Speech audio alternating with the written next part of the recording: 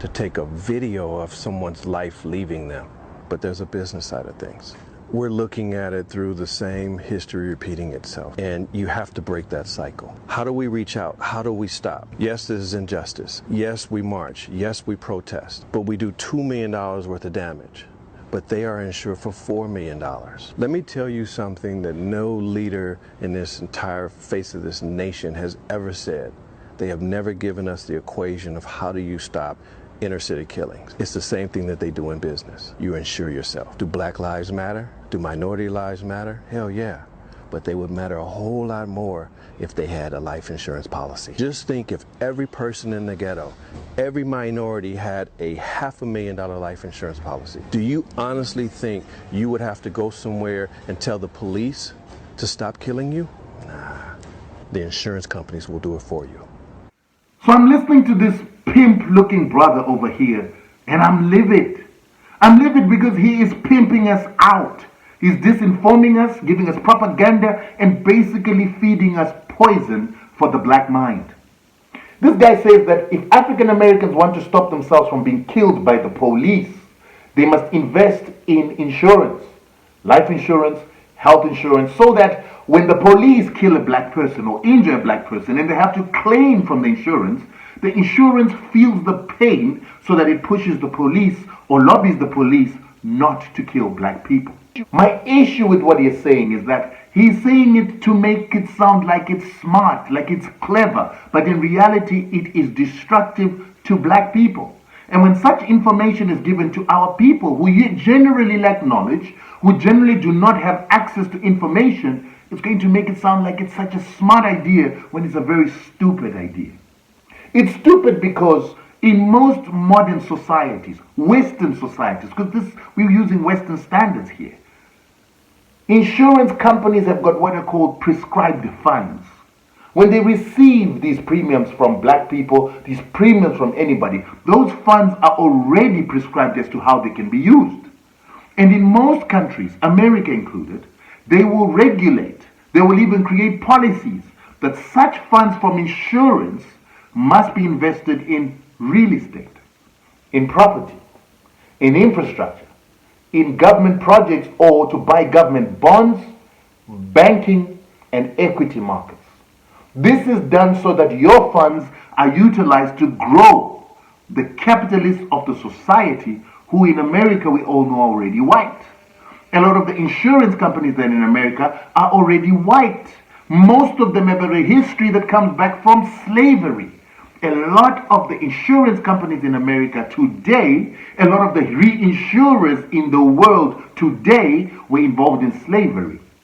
And those people that built this wealth in these insurance companies are the children of slave owners and basically white supremacists who are part and parcel of creating the system where the police kill you. So when the money that you put in an insurance policy is going to be utilized to invest in real estate, this is where gentrification comes from.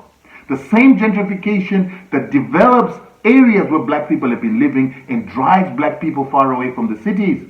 But you won't be able to afford the properties that are created.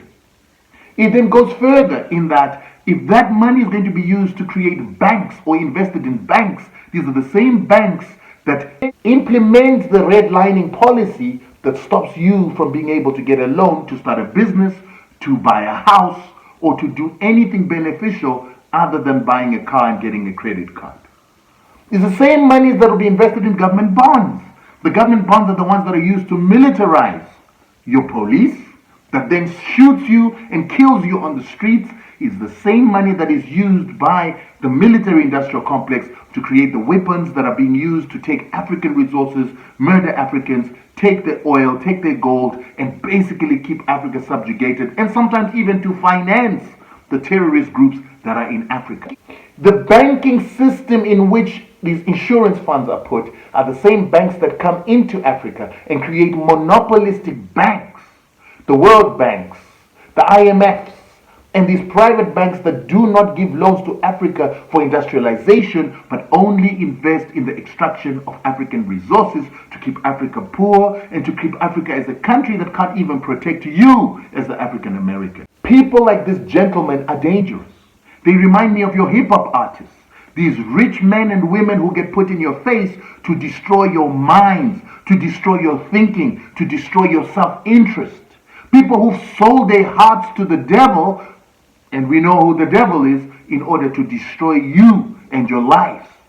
That's what this guy is. He's probably an insurance rep. He's probably selling insurance, and he's got no interest in understanding how insurance is part of the imperialist colonial system that colonized America, that allowed white people to hunt black people, that allowed white people to come to Africa and destroy Africa through these insurance-based financial institutions that rose or got money from insurance policies of Europeans that wanted to dominate the world. So now, what we need to be teaching our people is this. Africans have to start creating solutions that benefit them not only in the short term, but in the long term. So how do you protect yourself from the tyranny of the American police, the tyranny of the neo-Nazis that are in your police force, and the tyranny of the same business and capitalist community that owns the insurance companies? You have to build your own economy. And you're not going to build your own economy without factors of production. That means you have to build an economy where you have control of factors of production. And the only place you're going to have that is in Africa. Securing the resources in Africa through the paper money that you African Americans are so much of.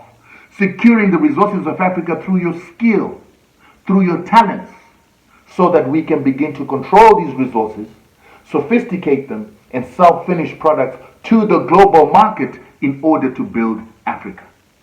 We're not going to safeguard Africans by investing our savings in life policies because we're going to die tomorrow. We're not going to succeed when we're taking our reserves and our savings to grow white insurance companies so that they grow white banks that are going to dominate the world, so that they invest in militarizing your police or your army so that it goes and attacks African countries to take their resources. It's only when you secure resources in Africa, we begin to build an economy in Africa, we begin to control what we produce so that we can give it to the world, can we build enough wealth and enough power to protect your children's lives and your great-grandchildren's lives. That's the conversation we should be having. My name is Rutendo Matinyarare. I belong to an organization called Zimbabweans Unite Against U.S. War Sanctions. We are against U.S. war sanctions because they're destroying Zimbabwe for its platinum, lithium, gold, and all other resources, including the land. And we are resisting U.S. sanctions because they want to take our resources in Zimbabwe. And so, until Zimbabwe comes right, the most revolutionary African country, the most revolutionary black country, Africa will not come right. So that's why we have to fix Zimbabwe first before I talk of uniting Africa. But come to Africa. Let's start building, start investing, because that's the only way we can protect our children's futures, and the futures of our women who can still be raped today because the black man can't defend his women. Let's get in touch. Get in touch with Rutendo on +27 747 5820. Zimbabweans unite against U.S. war sanctions in May.